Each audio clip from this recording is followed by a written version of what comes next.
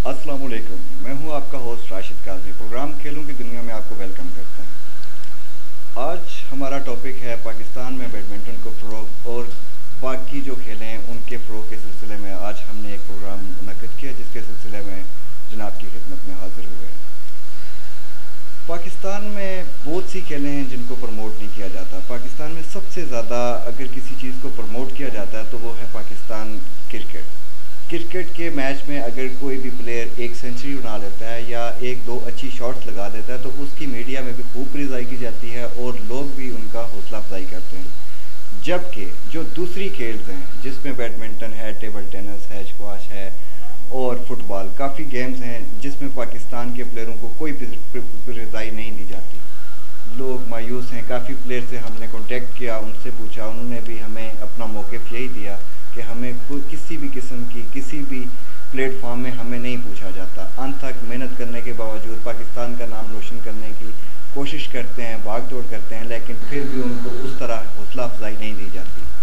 इसी सिलसिले में हमने कोशिश की कि एक हमारे दोस्त भाई मोहम्मद मोइन अहमद साहब, उनसे हमने कांटेक्ट किया, उनसे कोशिश की कि वो हमारे प्रोग्राम में आएँ और हमसे कुछ इस बारे में हमारे साथ डिस्कस करें।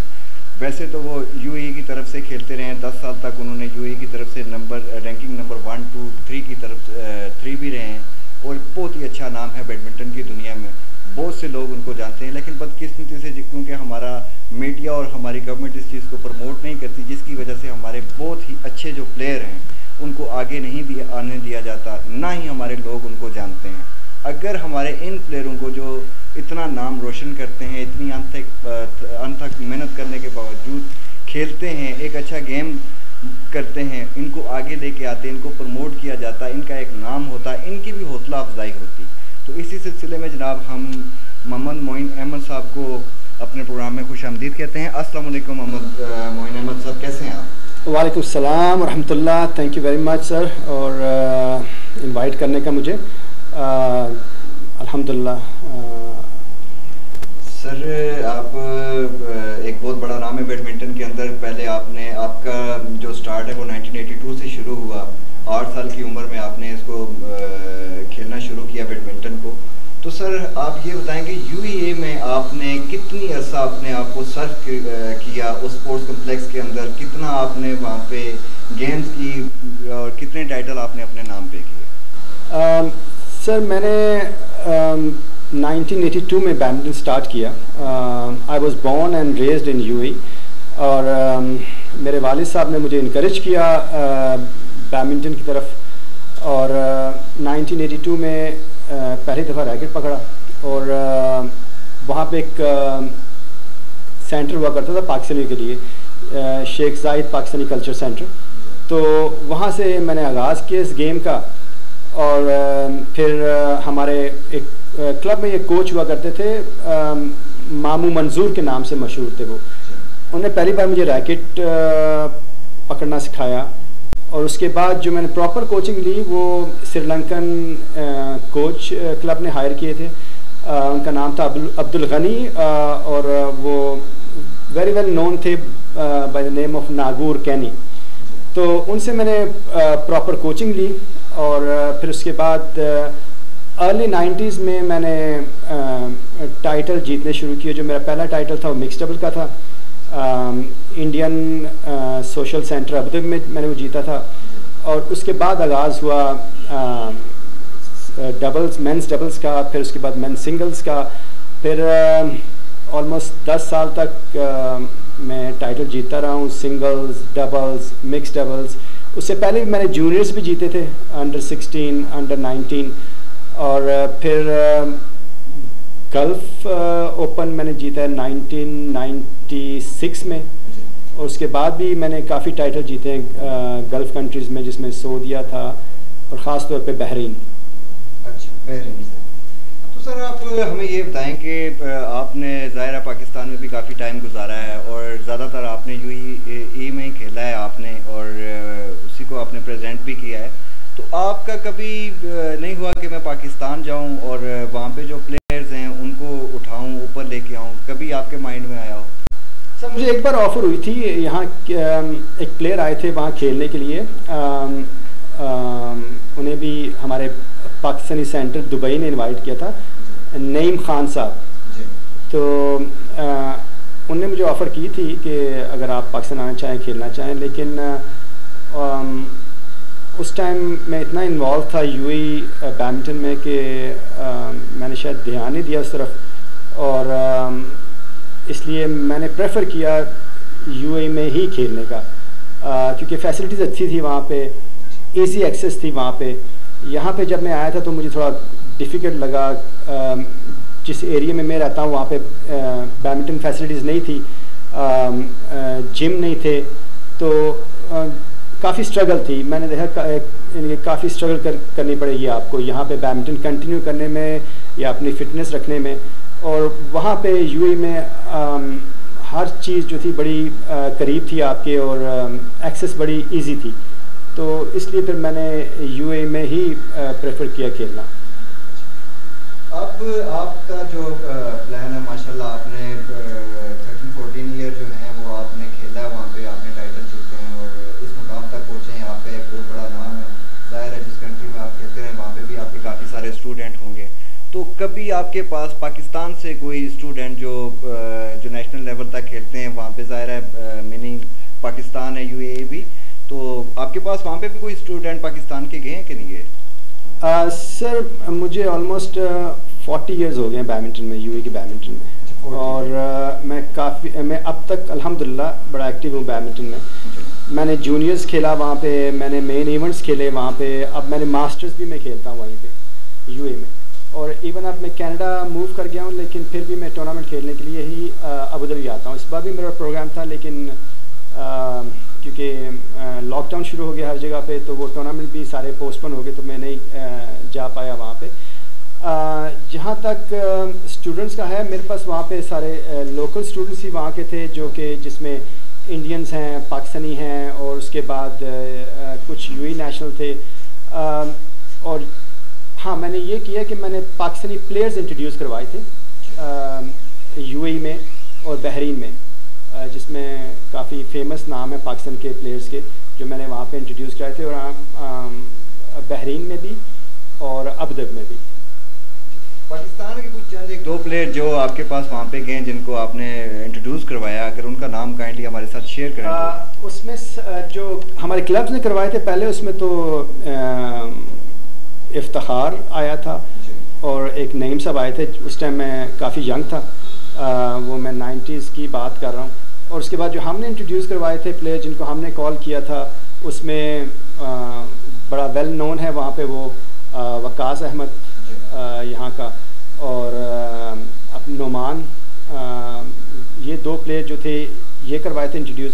उसके बाद टाइम टू टाइम हमने काफ़ी प्लेयर्स को कॉल किया, उसमें मुराद भी था, उसमें अशरफ मसीह यहाँ का था, वो था, और कुछ और प्लेयर थे जिनको हमने वहाँ पे इंट्रोड्यूस करवाया, जो कि आके खेले और अच्छी परफॉर्मेंस दी। और ख़ास तौर पे जो वकास है, तो वो तो बड़ा वेल नोन है।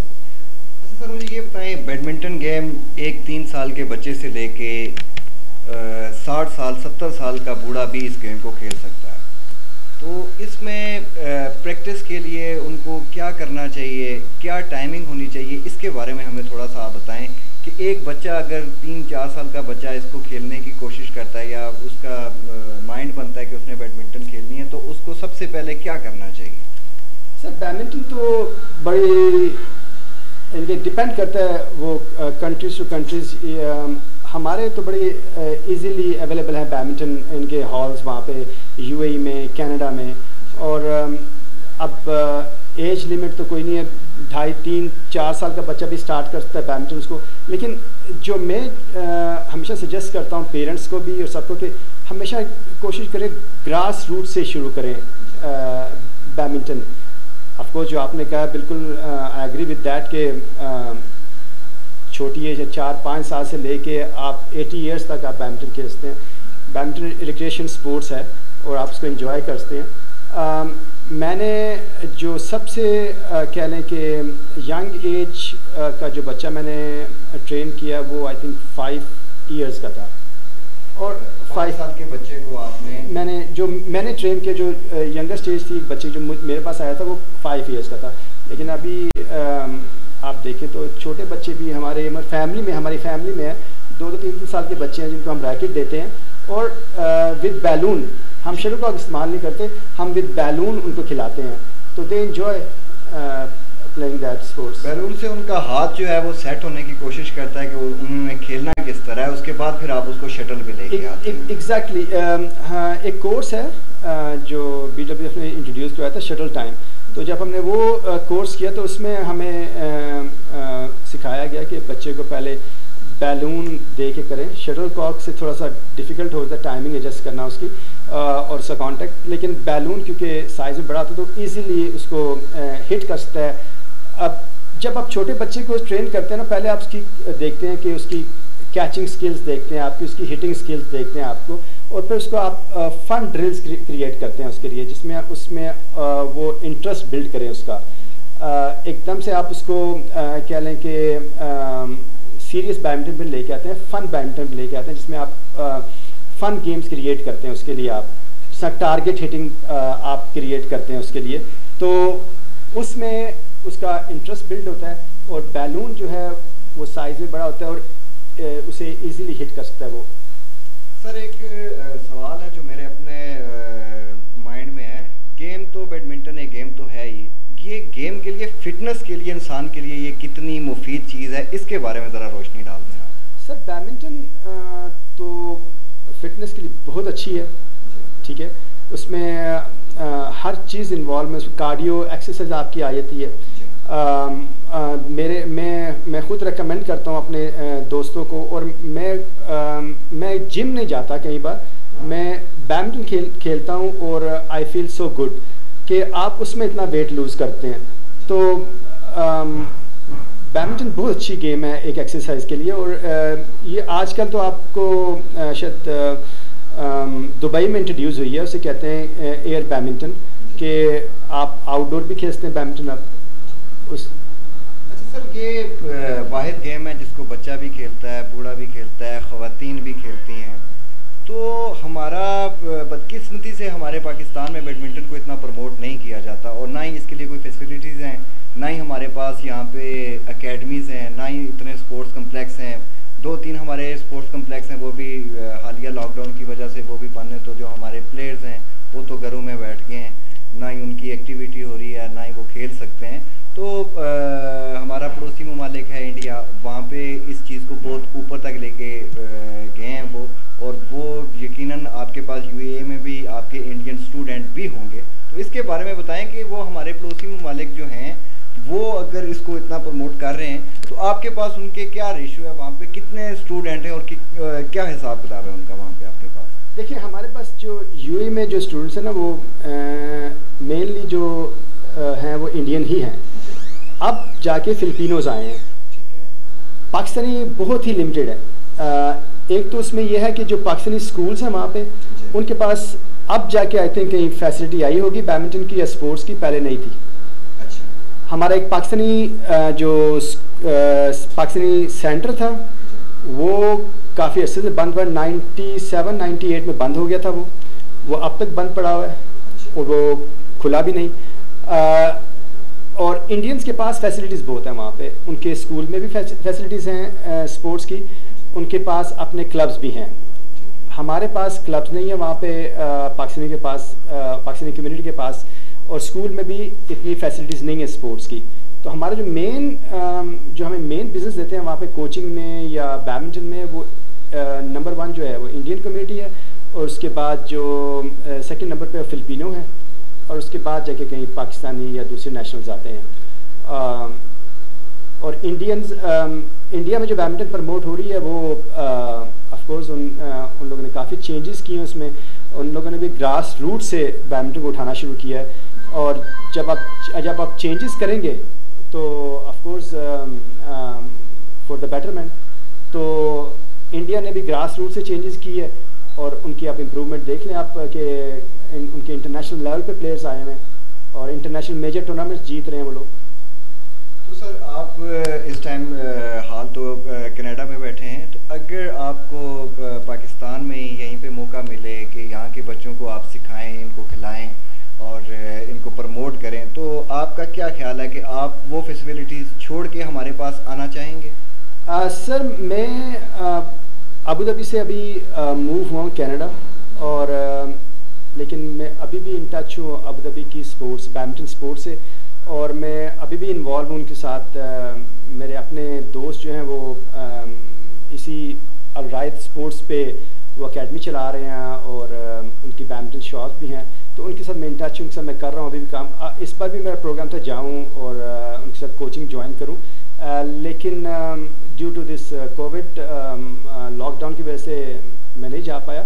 हाँ, दूसरा ये कि पाकिस्तान में कुछ करूँ, मेरा यही मैं ये प्लान लेके आया था इस बार कि मैं अपनी एकेडमी शुरू करूँ और अपने कोर्ट यहाँ बिल्ड करके और वहाँ पे अपनी एक एकेडमी स्टार्ट करें, और एक बैडमिंटन के लिए एक अच्छा इनके प्रमोट करने के लिए अच्छा इनके एक स्टेशन बनाए हम।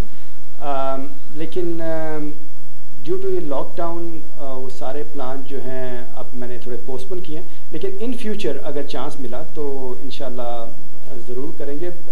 मैंने यूएई में बैठ के पाकिस्तानी प्लेयर्स प्रमोट किए हैं, और अभी मैं काफ़ी पाकिस्तानी प्लेयर्स जो हैं यहाँ पे उनसे इन टच हूँ, और इंशाल्लाह अगर चांस मिला तो ज़रूर कुछ ना कुछ करेंगे। सर मुझे ये बताएं, आपका यूएई में जो आपने मैचेस खेले हैं तो उसमें आपका मैच जो है वो इंडियन प्लेयर के साथ भी हुआ है। वैसे भी तो हमारे मुल्क में अगर इंडिया पाकिस्तान का कोई भी मैचेस हो, चाहे वो क्रिकेट में हो, हॉकी में हो, कबड्डी में हो, फुटबॉल में हो, किसी किस्म का भी कोई इंडिया और पाकिस्तान का इवेंट हो तो हमारे लोग उसको बहुत दिलचस्पी से देखते हैं। तो जब आपका मैचेस हुआ है इंडिया के साथ, इंडिया के प्लेयर के साथ, तो आपने उसको विन किया, तो आपकी क्या फीलिंग्स थी उस टाइम, क्या आप इमेजिन कर रहे थे उस टाइम? सर मैं जब हमारा पाकिस्तान सेंटर एक्टिव था, उसमें स्पोर्ट्स एक्टिव, हम खुद टूर्नामेंट करवाते थे, और काफ़ी मेजर टूर्नामेंट हमने करवाए हैं यूएई में, जिसकी मैं प्राइज़ मनी अगर बताऊं आपको तो उस टाइम इनके आज से कह लें 20-25 साल पहले एक टूर्नामेंट की जो प्राइज़ मनी हुआ करती थी वो तकरीबन कह लें यहाँ के पाकिस्तानी 3 से 4 लाख सिंगल्स की जो प्राइज़ मनी वो हुआ करती थी, और काफ़ी कंपटीशन था। लेकिन हम लोगों ने मैंने कभी भी उस तरह अंडर प्रेशर आके या ये देख के नहीं खेला कभी कि इंडियन पाकिस्तानी, वो हम लोग वहाँ पे एक कम्युनिटी के तौर पे खेलते थे। इंडियंस भी हमारे पास इंडियंस आए खेलते थे हमारे क्लब में, अपने क्लब में, पाकिस्तानी क्लब में काफ़ी इंडियंस आए खेलते थे पाकिस्तानी क्लब में, हम उनके क्लबों में जाए खेलते थे। हाँ, ऑफ कोर्स मुझे सपोर्ट बड़ी रहती थी अपने क्लब की तरफ से, मेरे मैचेस देखने के लिए काफ़ी पाकिस्तानी आते थे, और जो एक बार मेरा मैच देखने के लिए मुझे उनका नाम भूल रहा है, जो अक्सर आपके क्रिकेट मैचेस में आते हैं, बाबा जी, जी, वो स्पेशल मेरा मैच देखने आए थे इंडियन सेंटर में, तो काफ़ी हमने एंजॉय किया था। सर बड़ी बात है, आप ऐसी कंट्री के साथ जिसके साथ हमारा शुरू से किसी भी मूवमेंट में जो होता है वो बड़ा क्लैश होता है हमारा, तो वहाँ पे विन करना और अपने क्राउड के सामने वो जो खुशी के लम्हात होते हैं वो नाबयां हैं, वो नहीं हो सकते। आप 35-40 साल से बैडमिंटन के अंदर हैं, बैडमिंटन आपने खेली भी है, देखी भी है, बहुत से कंट्रीज़ में भी आप गए हैं। आपको क्या लगता है कि पाकिस्तान में आगे फ्यूचर में भी कोई बैडमिंटन की फ़रोग के लिए कोई फेडरेशन काम करेगी या आगे निकलेगी? इस सिलसिले में अगर आप हमें कुछ थोड़ा सा बताएं। सर पॉसिबिलिटी तो हमेशा होती है, अब तो वो डिपेंड करता है ना आपकी फेडरेशन पे, कि फेडरेशन से कैसे ले चलती है फेडरेशन। अब मैं आपको सिंपली एक एग्जांपल देता हूँ। दुबई में जब हम खेला करते थे अबू धाबी दुबई में, तो वहाँ पे ना तो फेडरेशन थी, ना इतनी मीडिया कवरेज थी। हमें एक न्यूज़पेपर को कॉल करने के लिए कितनी रिक्वेस्ट भेजनी पड़ती थी, वो बैडमिंटन को इतना कवर भी नहीं करते थे कि बैडमिंटन इतनी वेल नोन स्पोर्ट्स थी भी नहीं। लेकिन अब देखें आप बैडमिंटन दुबई में पिछले 7-8 साल में कि बैडमिंटन इतनी प्रमोट हुई है कि इंटरनेशनल लेवल की सुपर सीरीज़ 5-7 सुपर सीरीज़ वहाँ पे हुई है, और उसे कितने अच्छे तरीके से जब एक बार आप डिसाइड कर लेना कि आपने इस गेम को प्रमोट करना है, तो then there is nothing impossible, like आप हर चीज़ को पॉसिबल कर सकते हैं अगर आपकी विल है तो दुबई में अबुधाबी में ये उन लोगों ने डिसाइड किया कि हमने इस गेम को प्रमोट करना है। यूएई प्लेयर्स पहले नहीं थे, अब यूएई जो मैंने आपका ना ग्रास रूट से उन्हें शुरू की है, उन्हें शटल टाइम प्रोग्राम इंट्रोड्यूस कराया। शटल टाइम प्रोग्राम ने बहुत हेल्प की है।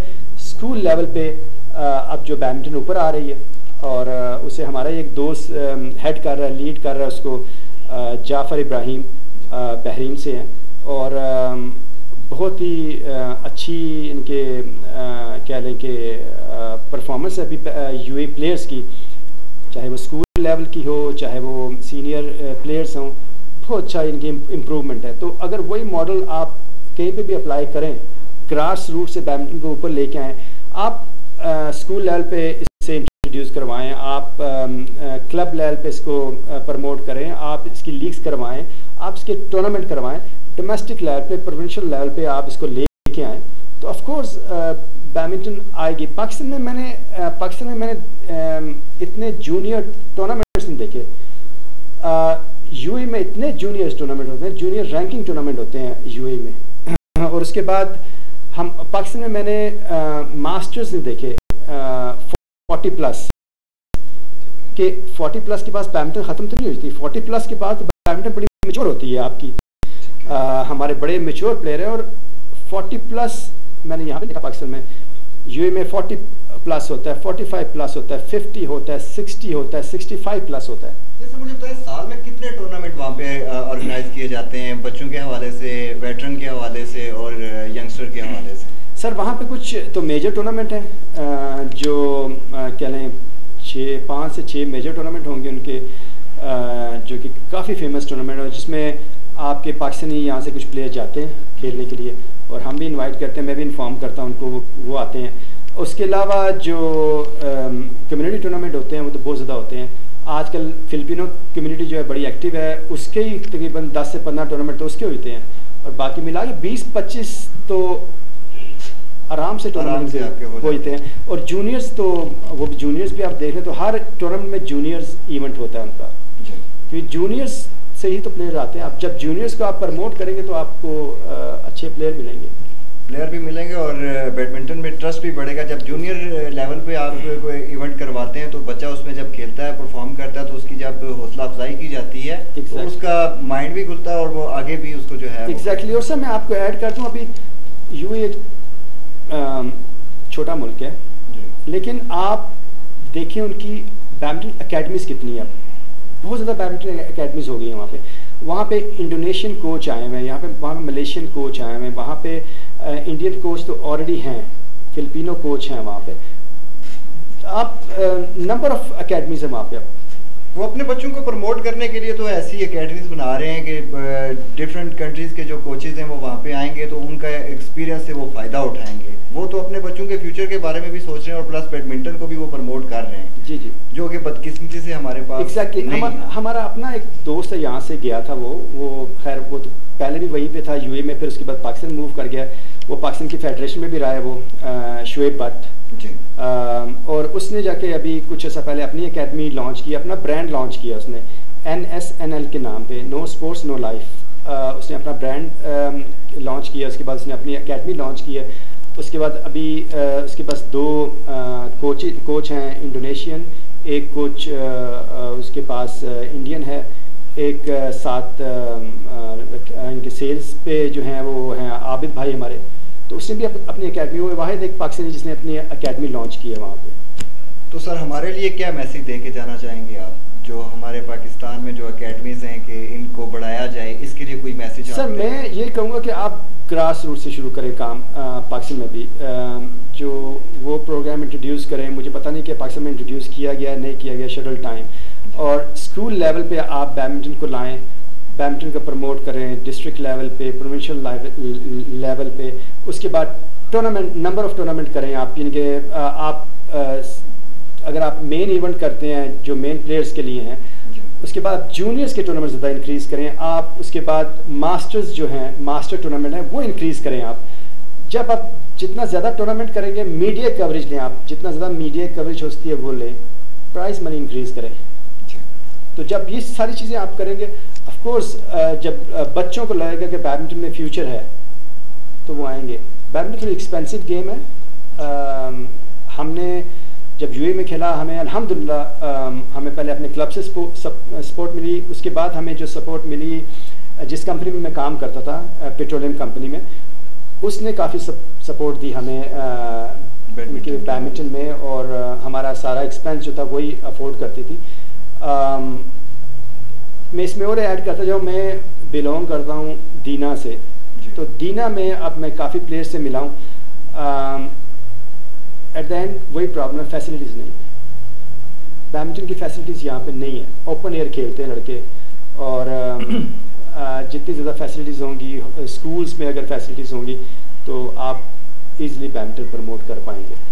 बहुत शुक्रिया मोइन साहब, आपने अपना कीमती टाइम हमारे लिए निकाला, हम आपके बहुत मशकूर हैं, आप हमारे प्रोग्राम में आए। ये थे जी हमारे पास मोहम्मद मोइन अहमद साहब, बैडमिंटन प्लेयर, बैडमिंटन कोच, और यूएई की तरफ से ये रैंकिंग नंबर 1 पे भी रहे हैं, 2 पे भी रहे हैं, 3 पे, और बेशुमार इनामात इन्होंने विन किए वहाँ पे, जो कि बैडमिंटन के लिए एक बहुत बड़ा फ़ख्र का नाम है हमारे लिए। और सबसे बड़ी बात है कि ये हमारे पाकिस्तान के हैं, पाकिस्तान नेशनलिटी होल्डर हैं। बदकिस्मती से हमारे पास फैसिलिटीज़ ना होने की वजह से ये लोग बाहर जाके उन कंट्रीज़ में खेलते हैं। तो हमारे प्रोग्राम का मकसद भी यही है कि हमारे क्रिकेट के अलावा पाकिस्तान में जो और बहुत सी खेलें हैं उनको प्रमोट किया जाए, उनके फेडरेशन को बताया जाए, उनको जगाया जाए कि इसके ऊपर भी काम किया जाए। स्कूल लेवल पे, यूनिवर्सिटी लेवल पे, कॉलेज लेवल पे बच्चों की गेम्स करवाई जाएं, छोटे छोटे इवेंट करवाए जाएं। ठीक है, हमारे मुल्क में अभी लॉकडाउन की जो सिचुएशन है वो चल रही है, लेकिन जैसे ही इसको अल्लाह करे कि जल्द ये वबा हमारे मुल्क से ख़त्म हो जाए तो इस पे काम किया जाए। जितने भी प्लेयर्स हैं जिनसे भी हमारी बात होती है, उनका जब मायूस कुन जवाब मिलता है तो दिल आज़ारी होती है। खुदारा इन प्लेयरों की दिल आज़ारी ना करें। बैडमिंटन के जो प्लेयर हैं, जो टेबल टेनिस के प्लेयर हैं, फुटबॉल के प्लेयर हैं, इनकी हौसला अफजाई की जाए। जैसे ही कोई इनका इवेंट होता है उस पर इनको प्राइज़ मनी भी दी जाए, इनको सपोर्ट किया जाए। और सबसे बड़ी बात यह है कि जब तक हमारे मुल्क में एकेडमीज़ नहीं बनेंगी, स्पोर्ट्स हॉल नहीं बनेंगे, बच्चों को जगह नहीं मिलेगी, स्पेस नहीं मिलेगी खेलने की, तो वो कैसे खेलेंगे। तो जनाब इसी सिलसिले में हमने इनको ज़हमत दी थी, हमारे पास आए, इनके बहुत शुक्रिया। तो नेक्स्ट प्रोग्राम में हम किसी नए चेहरे के साथ हाजिर होंगे। तब तक के लिए अपने मेज़बान राशिद काज़मी को इजाज़त दीजिएगा। अल्लाह हाफ़िज़।